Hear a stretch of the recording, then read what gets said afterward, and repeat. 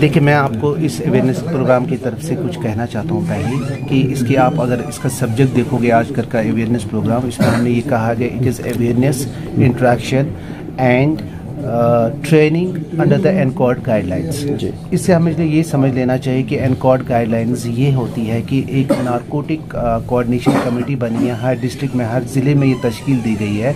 इस कमेटी के तहत एक ड्रग कंट्रोल डिपार्टमेंट जो है ये भी एक हिस्सा है।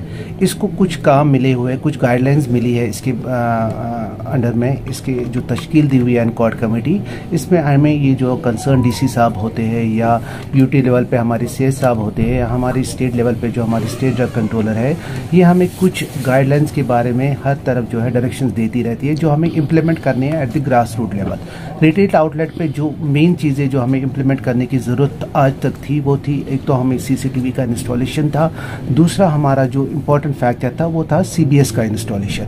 सीबीएस का इंस्टॉलेशन जब हमने किया तो फिर इस से ईजाद हो गई एक मार्ग की, क्योंकि अब हमने ये कहा कि अगर सीबीएस इंस्टॉलेशन करेंगे तो कौन सा ऐसा सॉफ्टवेयर है जो बड़ा इको फ्रेंडली या यूज़र फ्रेंडली कह सकते हो, ऑफलाइन मोड में अवेलेबल है और जिसमें जो जीएसटी कंप्लायंस है, तो कौन सा सॉफ्टवेयर है जो बड़ा ही इस्तेमाल इसमें हो जाता है।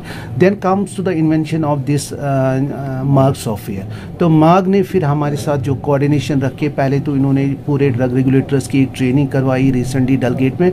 अब हमें हिदायत मिली है कि अब ये जो मार्ग सॉफ्टवेयर की ट्रेनिंग ये हर ज़िले में होनी चाहिए। तो हमें बड़ी खुशकिस्मती हो रही है इस बात की, हमें बड़ी खुशकिस्मती समझ में आ रही है या खुशनसीबी कह सकते हैं आप कि ये दूसरा ज़िला हमारा बारामूला है जिसमें ये ट्रेनिंग हो रही है आफ्टर द अनंतनाग।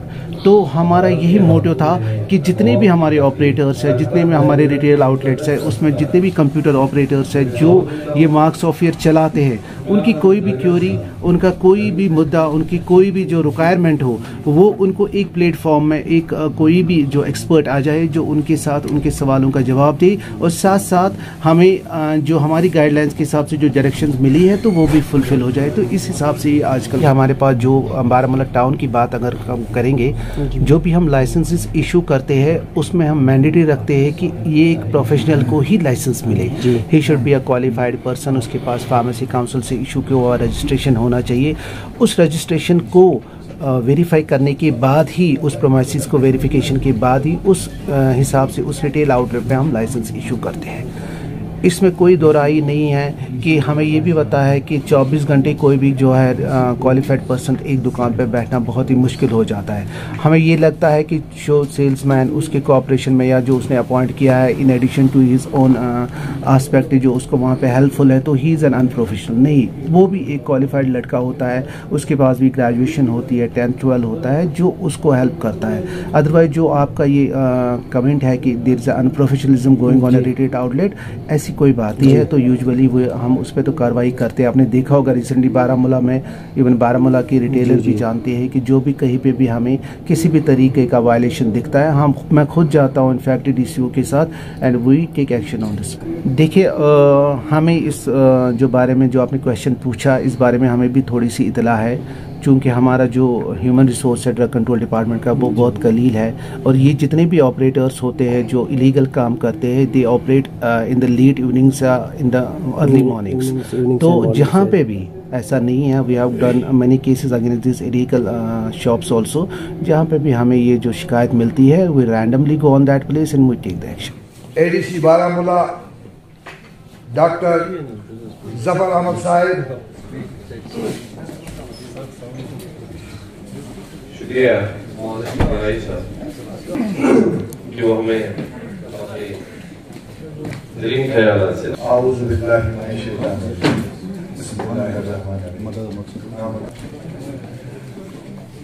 आज हमने जफर साहब, गवर्नर साहब, हमारे इंस्पेक्टर साहब, उन्होंने बहुत ही कम करीब वक्त तशरीफ लाए। हम उनके बहुत ही मशहूर हैं और बहुत ही शुक्र।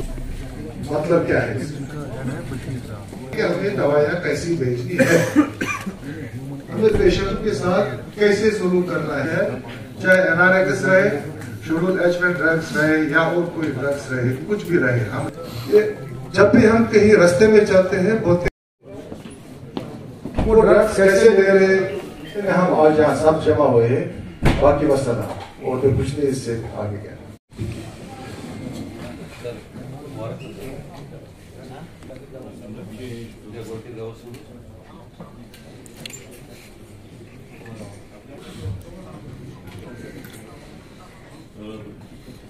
मोहतरम गवर्नर मुश्ताक भट्ट साहब से रिक्वेस्ट करता हूँ कि वो स्टेज पे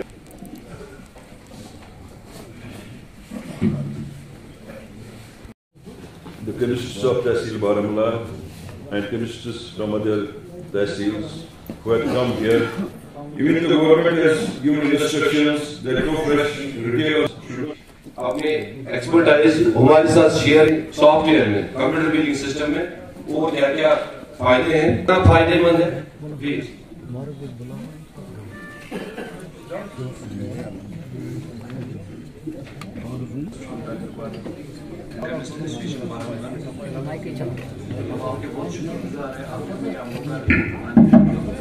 We are very thankful to Drug Department Baramulla and all Chemist Association Baramulla that you have invited us here. अपनी परचेज बिल में डिस्ट्रीब्यूटर सिलेक्ट किस एरिया है, यहाँ पे बिल आइटम्स इसका खुद आ जाएगा। यहाँ आने पे खासकर एडीसी साहब का शुक्र अदा करता हूँ, क्योंकि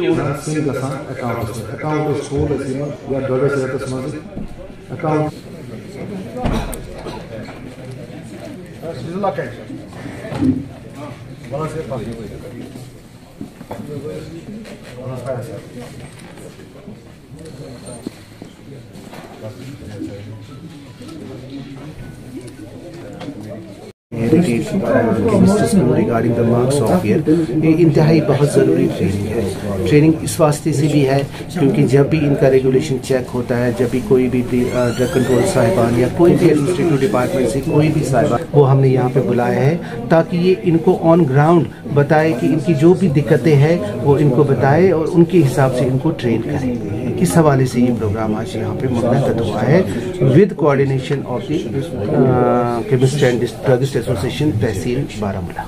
यहाँ को या तो हम यूनानी मेडिकल शॉप होता है या वो आयुर्वेदिक मेडिकल शॉप होता है, या कोई ऐसा शॉप होता है जिसमें दोनों आयुर्वेदिक और यूनानी मेडिकल जो है वो वहाँ की जो है पर्टिकुलर दवाइयाँ बेचता है।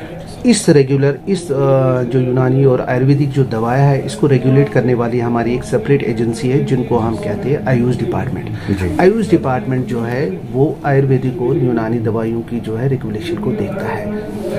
इनके हर डिस्ट्रिक्ट में इनके कंसर्न जो नोडल ऑफिसर्स होते हैं, जो बाज़ाब्ता जो इनका हेड ऑफिस होता है, वहाँ से जो उनकी ये होती है रिक्रूटमेंट्स होती है, तो उस हिसाब से वो जो है उनको रेगुलेट करते हैं। बाकी जो आपका सवाल है कि अगर उसके पास कोई भी रिटेल लाइसेंस नहीं है एलोपैथिक दवाइयाँ बेचने के लिए, तो वहाँ पे जो है वो ऑपरेट वो दवाइयाँ नहीं रख सकता है। अलबत्ता जो रिटेलर है जिसके पास ये लाइसेंस है, उसको हमने दो ही चीज़ों के लिए इजाज़त दी है। एक तो वो एलोपैथिक दवाई रख सकता है, साथ में वेटेनरी वाली दवाइयाँ रख सकता है जो कि फॉर एनिमल यूज़ है। तो एक रिटेलर जो लाइसेंस जिसके पास है from the drug control department या for respective drug control department, वो तो एलोपैथिक और ह्यूमन यूज़ के लिए दवाइयाँ रख सकता है। और जो आयुष वाला है, जो यूनानी और एलोपैथिक ये आयुर्वेदिक वाला है, अगर उसके पास कोई लाइसेंस नहीं है तो वो जो है एलोपैथिक दवाइयाँ नहीं रख सकता है।